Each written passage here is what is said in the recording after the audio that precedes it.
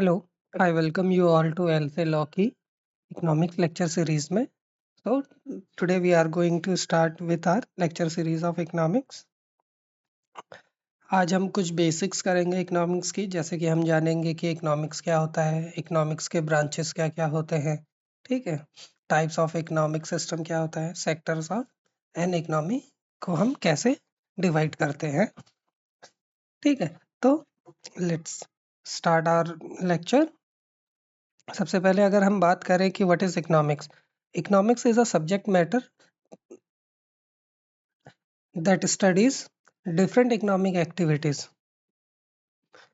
as directed toward maximization of satisfaction or profit at the level of individual and maximization of social welfare at the level of country as a whole. ठीक है.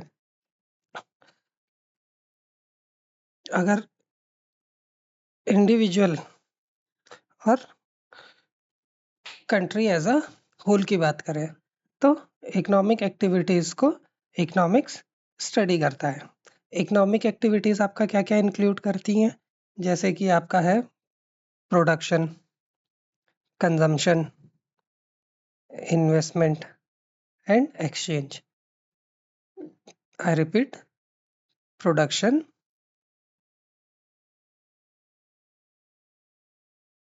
Consumption, investment and exchange. ठीक है. Economic activities क्या क्या include करती हैं आपकी? Production, consumption, investment and exchange. अब ये बताइए कि इन डिफरेंट इकोनॉमिक एक्टिविटीज को हम इंडिविजुअल लेवल पे और कंट्री एज अ होल के लेवल पे क्यों पढ़ रहे हैं. कोई भी इकोनॉमिक एक्टिविटी है, ठीक है, जैसे प्रोडक्शन है, कंजम्पशन है, इन्वेस्टमेंट है, एक्सचेंज है, अगर इंडिविजुअल लेवल की बात करें तो उससे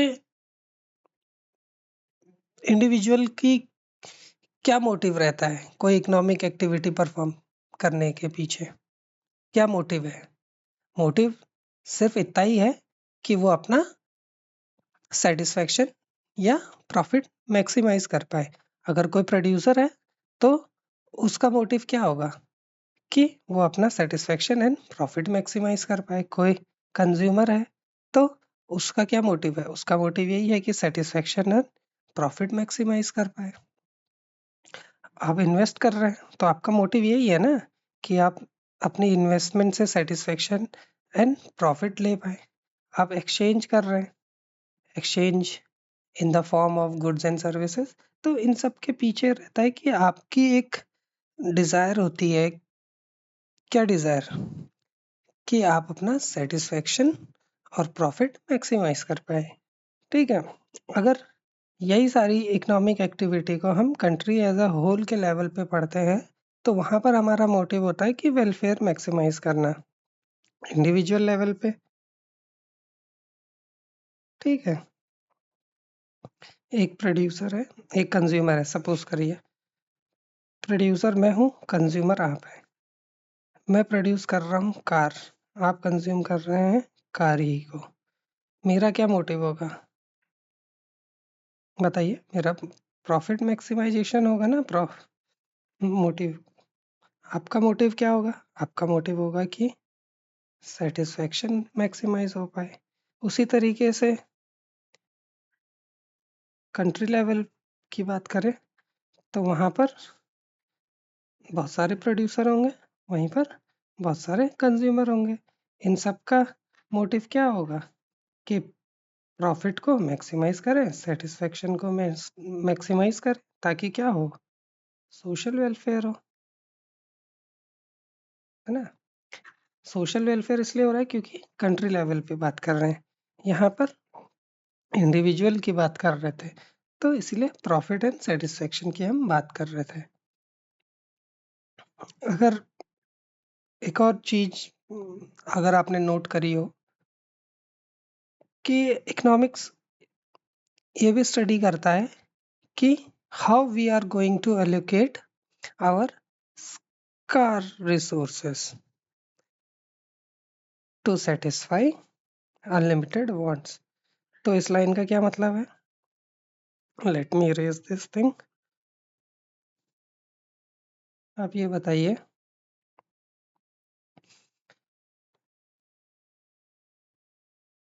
आपके रिसोर्सेस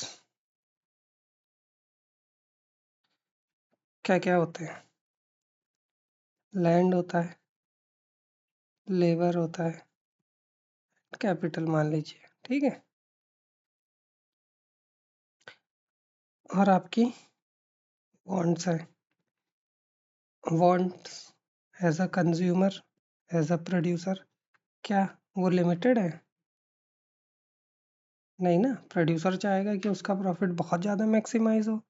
प्रोड्यूसर तभी मैक्सिमाइज कर पाएगा जब वो कुछ गुड्स एंड सर्विसेज प्रोड्यूस कर रहा है, उससे वो प्रॉफिट जनरेट कर रहा है।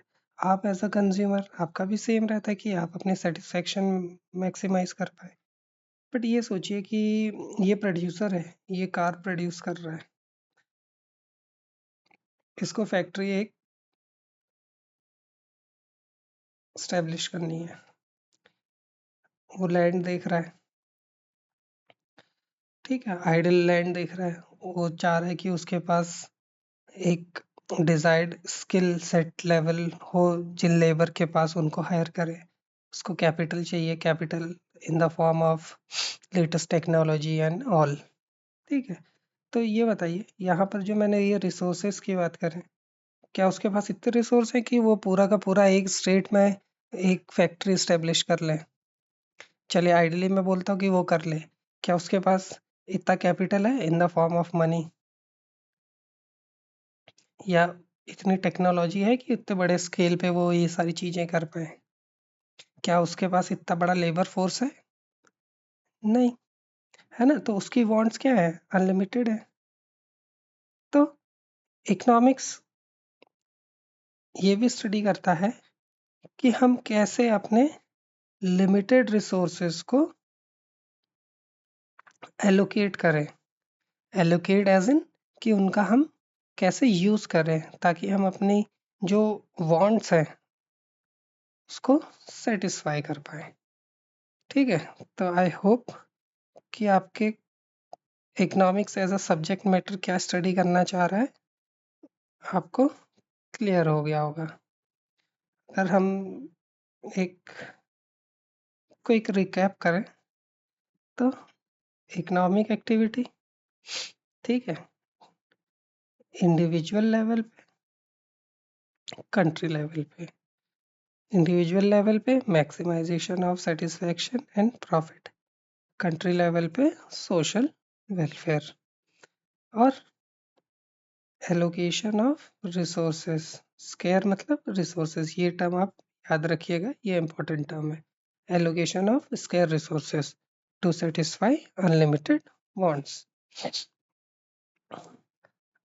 अगर हम फर्दर प्रोसीड करें तो इकोनॉमिक्स की दो ब्रांचेस हैं, पहला माइक्रो, दूसरा मैक्रो। मैंने बताया इंडिविजुअल लेवल पे जब हम बात करते हैं तो हम माइक्रो की बात करते हैं, माइक्रो इकोनॉमिक्स की। अगर हम कंट्री एज अ होल की लेवल की बात करेंगे, मैक्रो इकोनॉमिक्स की बात करेंगे। आप सोचिए कैसे। चलिए मैं आपको बताता हूँ। जैसे इंडिविजुअल है और जैसे कंट्री एज अ होल है, ठीक है। तो माइक्रो इकोनॉमिक्स केटर करती है individual economic actor and there choices. Individual economic actor कोई भी हो सकता है, एक कंज्यूमर हो सकता है, एक प्रोड्यूसर हो सकता है, और वो क्या चॉइस कर रहे हैं, उन सबको मैक्रो इकोनॉमिक्स की ब्रांच में हम स्टडी करते हैं।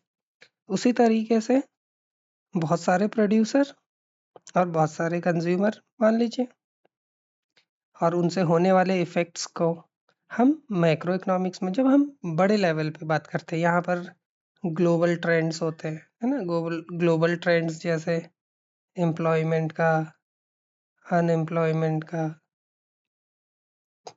कौन सा सेक्टर है जो राइज कर रहा है, तो ये सारी चीज़ें हम लोग यहाँ पे स्टडी करते हैं at national and global level पे। मैक्रो मतलब होता है आपका बिग माइक्रो मतलब होता है आपका स्मॉल। ठीक है, आपके एग्जाम पॉइंट ऑफ व्यू से देखे जाए तो माइक्रो इकोनॉमिक्स और micro economics and macro economics. तो आपके एग्जाम पॉइंट ऑफ व्यू से मैक्रो इकोनॉमिक्स पे हम ज़्यादा एम्फेसिस देंगे, क्योंकि अभी तक जो हमने पीवाईक्यू एनालाइज किया वहाँ से हमने ये देखा है कि ज़्यादातर क्वेश्चन आपके मैक्रो इकोनॉमिक्स से आ रहे हैं। अगर टाइम हमें अलाउ करेगा तो हम माइक्रो इकोनॉमिक्स के आपको एक दो लेक्चर में कुछ बेसिक टर्म्स से फेमिलियर करवाएंगे। फिलहाल हम मैक्रो इकोनॉमिक्स का ज़्यादा फोकस रहेगा हमारा। अगर हम टाइप ऑफ इकोनॉमिक सिस्टम की बात करें, बिफोर डेट मैं आपको एक चीज़ पूछना चाहता हूँ। इकोनॉमिक्स वर्सेस इकोनॉमी, है ना? इनके बीच में मैं आपसे डिफरेंस बोलूँ तो क्या डिफरेंस है? इकोनॉमिक्स हमने एज अ सब्जेक्ट मैटर देख लिया, क्या स्टडी कर रहा है, इकोनॉमिक एक्टिविटीज़ को कर रहा है इंडिविजुअल लेवल पे, country as a whole level पे, कैसे हम अपने रिसोर्सेस जो कि लिमिटेड हैं उनका यूज़ करें ताकि हम अपनी अनलिमिटेड वांट्स को सेटिस्फाई कर पाए। ये सारी चीज़ें economics as a subject matter study करता है।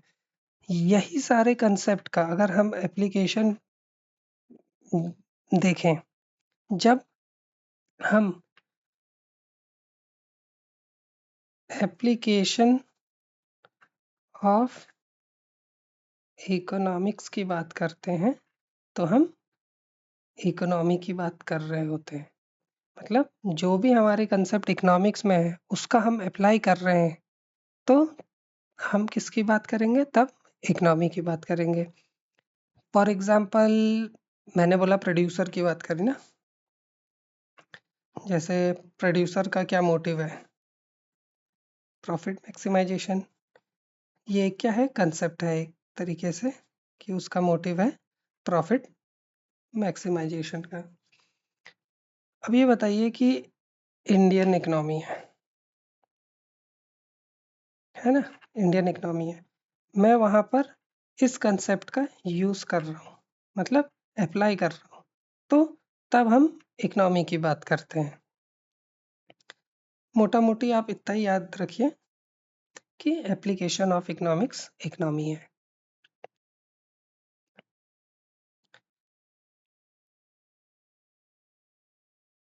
फिर अगर हम बात करें टाइप्स ऑफ इकोनॉमिक सिस्टम की,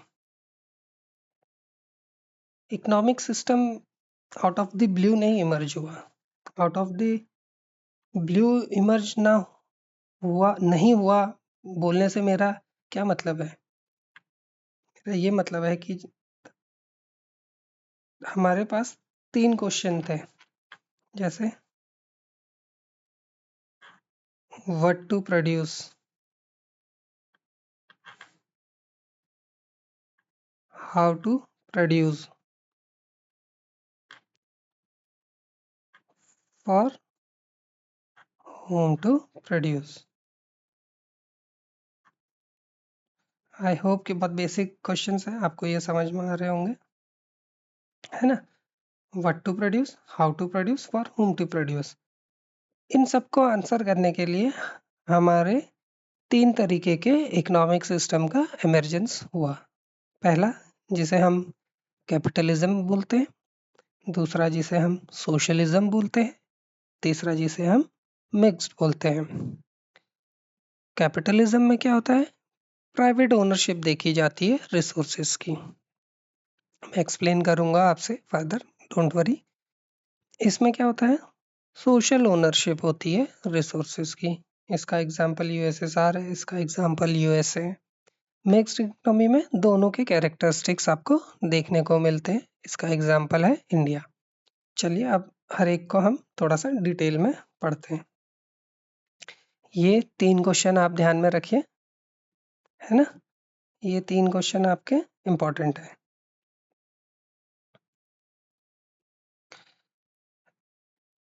पहला, कैपिटलिज्म की बात करी थी ना हमने। कैपिटलिज्म की जब हम बात करते हैं, जो इकोनॉमिक एक्टिविटीज़ हैं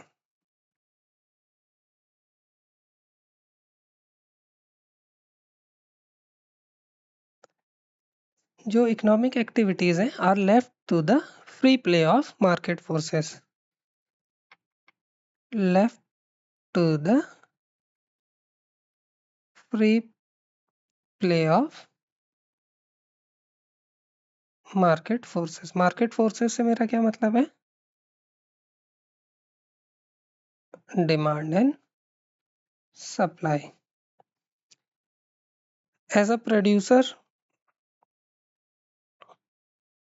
you are free to produce goods and services which are high in demand. As a consumer, you are free to consume goods and services of your choice. आप ये बताइए, डिमांड कौन जनरेट कर रहा है? Consumer है ना।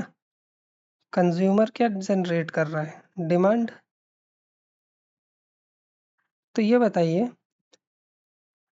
एग्जांपल देता हूँ जैसे मैं आपको, जैसे कंज्यूमर है, उनने डिमांड करी कि उनको कार चाहिए, हाउस चाहिए, ठीक है, डेली नीड्स के लिए चीज़ें चाहिए। तो उनने इन सब की क्या करी? डिमांड करी। तो इन सब को कौन प्रोड्यूस कर रहा है, या इन सब की सप्लाई कौन प्रोवाइड कर रहा है? प्रोड्यूसर है ना। कंज्यूमर आपका क्या करेगा? डिमांड करेगा। प्रोड्यूसर आपका इन सारे डिमांड्स की सप्लाई पूरी करेगा। अब आप सोचिए कि यहाँ पर गवर्नमेंट का कोई रोल दिख रहा है आपको? नहीं दिख रहा है। तो यहाँ पर गवर्नमेंट का कोई रोल नहीं होता है। इसी को हम अगर अलग अलग नामों से भी जानते हैं, जैसे फ्री इकोनॉमी भी बोलते हैं हम इसको, है ना। तो आई होप कि आपको ये चीज़ क्लियर हो गई होगी। अगर हम सोशलिज्म की बात करें, let me erase all this. Socialism की बात करें, जो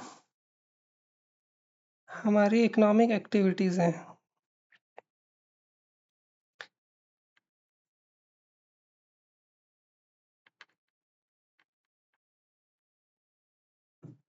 और ये जो हमारे 3 बेसिक क्वेश्चन है, ठीक है, ये कैसे डिसाइड होते हैं?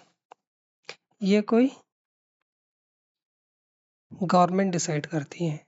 जो भी कंट्री इस मॉडल को फॉलो कर रही है, जैसे मैंने आपको बताया कि पहले का यूएसएसआर था, वो इस मॉडल को फॉलो करता था या इस इकोनॉमिक सिस्टम को फॉलो करता था। तो वहां पर गवर्नमेंट डिसाइड करती थी कि व्हाट टू प्रोड्यूस, है ना, हाउ टू प्रोड्यूस, और when and for whom to produce. इसमें प्राइम कंसिडरेशन रहता था सोशल वेलफेयर का, है ना। ऊपर मैंने आपको बताया कि सोशल ओनरशिप होती थी चीज़ों की। सोशल ओनरशिप मतलब कि जो रिसोर्स को ओन कर रहे हैं वो गवर्नमेंट इस हिसाब से डिस्ट्रीब्यूट करें कि उसका डिस्ट्रीब्यूशन पूरी through out the population equally हो, ताकि सबका सोशल वेलफेयर हो पाए। और अगर हम अपने नेक्स्ट इकोनॉमिक सिस्टम की ओर बढ़े, तो हमने एग्जाम्पल लिया इंडिया का। वो कैसे इन 3 चीज़ों को एड्रेस कर रही होगी? मैंने पहले कैपिटलिज्म में आपको पूरा बताया, डिमांड एंड सप्लाई।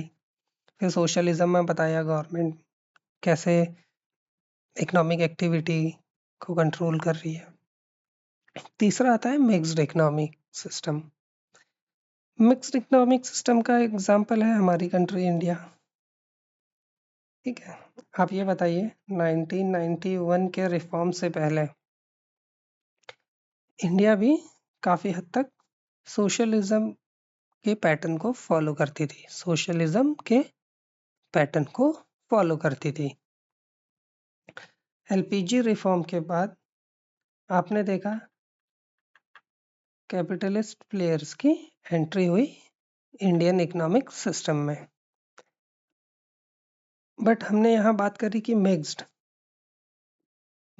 की बात करी ना, मतलब कैपिटलिज्म एंड सोशलिज्म। सोशलिज्म मतलब गवर्नमेंट यहाँ डिमांड एंड सप्लाई की बात कर रहा है।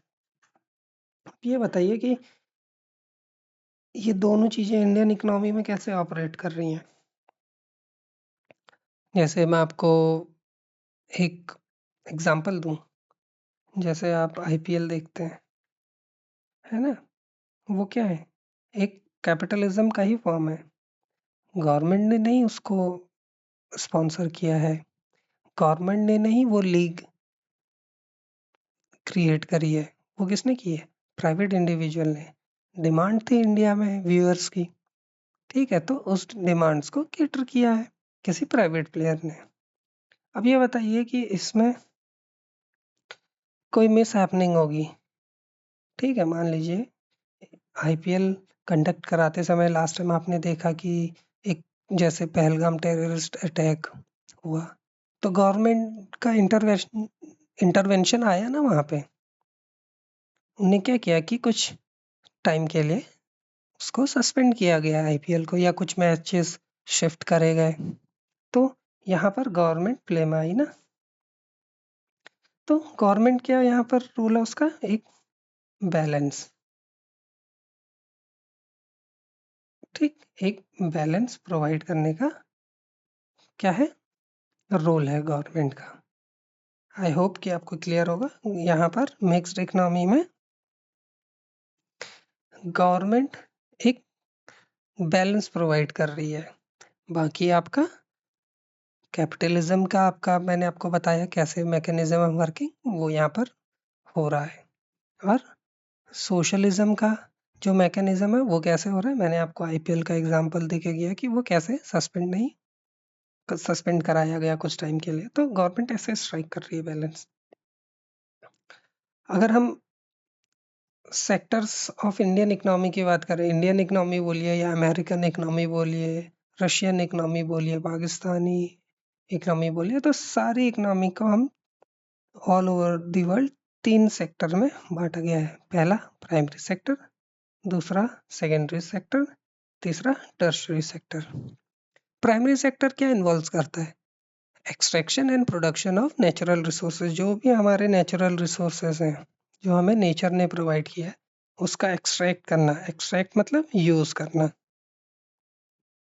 एंड यूज करके उससे कुछ प्रोड्यूस करना है। जैसे एग्रीकल्चर है, एग्रीकल्चर में हम कौन सा नेचुरल रिसोर्स यूज कर रहे हैं, मान लीजिए सॉइल कर रहे हैं, ठीक है, सॉइल का हम एक्सट्रैक्शन कर रहे हैं, उससे हम क्या प्रोड्यूस कर रहे हैं, मान लीजिए कि हमने कॉटन लगाया, कॉटन की खेती करी, ठीक है, उसी तरीके से फिशिंग में हम कौन से नेचुरल रिसोर्स का यूज कर रहे हैं, नेचुरल रिसोर्स एज इन की मान लीजिए पॉन्ड है, कोई लेक है, ठीक है, उसी तरीके से माइनिंग है, माइनिंग जैसे स्टील की है, आयरन की है, तो इन सबको हम माइंस को एक्सट्रैक्ट कर रहे हैं। एक चीज ध्यान रखिए, फिशिंग को हम ब्लू इकोनॉमी भी कहते हैं, और जो भी लोग इन एक्टिविटीज में इन्वॉल्व होते हैं उनको हम बोलते हैं कि वो लोग रेड कॉलर जॉब वाले हैं। एक क्वेश्चन है जो कि काफी इम्पोर्टेंट है कि बैकबोन ऑफ इंडियन इकोनॉमी क्या है, backbone of Indian economy agriculture है। क्यों, मोर देन 40% लोगों को ये एम्प्लॉयमेंट प्रोवाइड करती है, इसीलिए इसे बैकबोन कहा जाता है। अगर हम सेकेंडरी सेक्टर की बात करें, इसे हम मैन्युफैक्चरिंग सेक्टर भी बोलते हैं। सेकेंडरी सेक्टर को हम मैन्युफैक्चरिंग क्यों बोलते हैं, क्योंकि इसमें हम जो भी हमारे प्राइमरी सेक्टर के रिसोर्स हैं उसको हम फर्दर प्रोसेस करके गुड्स एंड सर्विसेज प्रोड्यूस कर रहे हैं। मैं अगर आपको एग्जांपल दूं, जैसे मान लीजिए एक टेक्सटाइल मिल है ना, एक टेक्सटाइल मिल है, उसमें कॉटन का क्या यूज हो सकता है, कॉटन को हम फैब्रिक में बदल सकते हैं एक टेक्सटाइल मिल में। तो हमने क्या किया, प्राइमरी सेक्टर के रिसोर्सेज को फर्दर प्रोसेस करके गुड्स एंड सर्विसेज का या फाइनल गुड का फॉर्म दिया, तो ये सब मैन्युफैक्चरिंग सेक्टर में आता है। ये सारी देखिए, ये दोनों सेक्टर एक दूसरे से इंटरलिंक्ड हैं। यहाँ के जो रिसोर्सेज हैं हम यहाँ पर भी यूज कर रहे हैं। एक क्वेश्चन आता है कि बैकबोन ऑफ अ कंट्री किसे कहा जाता है? Backbone of a country manufacturing को कहा जाता है। क्यों? क्योंकि मैंने बताया कि ये दोनों इंटरलिंक्ड है। यहाँ की जो रिसोर्सेज हैं उनका कितना प्रूडेंट या कितना अच्छे तरीके से इस्तेमाल हो पा रहा है वो आपका मैन्युफैक्चरिंग सेक्टर डिसाइड करता है। जैसे माइनिंग का ले लीजिए case, iron and steel mine करी हमने, उससे हम क्या करेंगे? मान लीजिए कार बनाना है ना, कार बनाने के लिए आपको आयरन स्टील इन सब की ज़रूरत है। तो हमने यहाँ पर फिर अगेन क्या किया, यहाँ के रिसोर्सेज का मैन्युफैक्चरिंग सेक्टर में यूज़ किया। अगर हम बढ़े अपने अगले सेक्टर की ओर तो उसे टर्शियरी सेक्टर भी कहते हैं।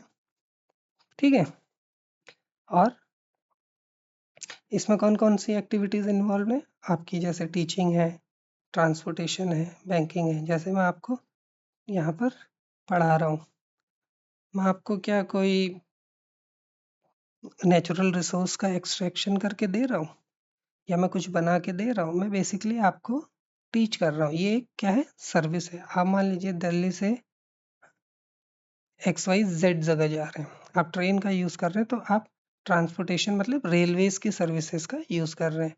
आप किसी बैंक में गए, मैंने आपको एक चेक दिया, आपको उसको इन कैश कराना है, तो आपने क्या किया? बैंकिंग सेक्टर की सर्विसेज को यूज़ किया। और जो टर्शियरी सेक्टर में लोग एम्प्लॉयड रहते हैं उन्हें हम बोलते हैं वाइट कॉलर जॉब वाले। ठीक है, रेड कॉलर, वाइट कॉलर। अब बताइए ब्लू कॉलर जॉब भी कुछ होती है क्या? कमेंट में बताइए, और वो कौन से सेक्टर से एसोसिएटेड है। और टर्शियरी सेक्टर को एक और चीज सर्विस सेक्टर भी कहा जाता है। एक क्वेश्चन है आपसे, जीडीपी पे इंडियन इकोनॉमी में तीनों सेक्टर का कंट्रीब्यूशन आप मुझे बताइए। आई रिपीट, जीडीपी पे primary sector, secondary sector and tertiary sector का कितना परसेंट कंट्रीब्यूशन है, ये मुझे आप लोग कमेंट बॉक्स में बताइए। That's all for today. Thank you all. I hope कि जो लोग यहाँ तक पहुँचे हैं, I know most of the लोग नहीं पहुँचे होंगे, बट जो लोग पहुँचे हैं उनके लिए थम्स अप।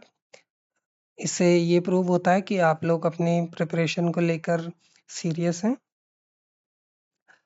और अगर आपको फर्दर कोई डाउट है, ठीक है, तो आप कमेंट बॉक्स में उस चीज़ को बताइए हमें। टिल देन बाय, एंड मिलते हैं आपसे अपने नेक्स्ट लेक्चर में। Thank you.